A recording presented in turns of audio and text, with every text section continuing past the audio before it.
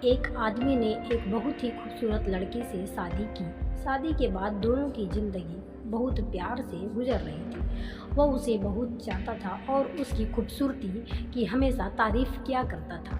लेकिन कुछ महीने के बाद लड़की चर्म रोग से ग्रसित हो गई और धीरे धीरे उसकी खूबसूरती जाने लगी। खुद को इस तरह देखकर उसके मन में डर समाने लगा कि यदि वह बदसूरत हो गई तो उसका पति उससे नफरत करने लगेगा और वह उसकी नफरत बर्दाश्त नहीं कर पाएगा।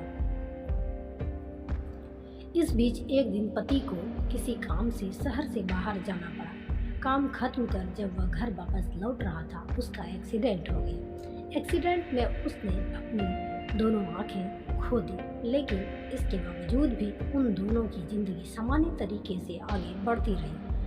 समय गुजरता रहा और अपने चर्म रोग के कारण लड़की ने अपनी खूबसूरती पूरी तरह गंवा दी। वह बदसूरत हो गई, लेकिन अंधे पति को इस बारे में कुछ भी पता नहीं था, इसलिए इसका उनके खुशहाल विवाहित जीवन पर कोई प्रभाव नहीं पड़ा।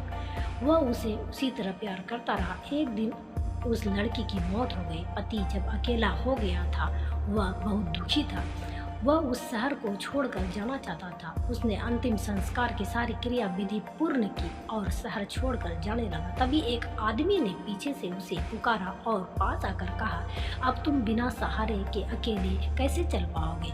इतने साल तो तुम्हारी पत्नी तुम्हारी मदद क्या करती थी?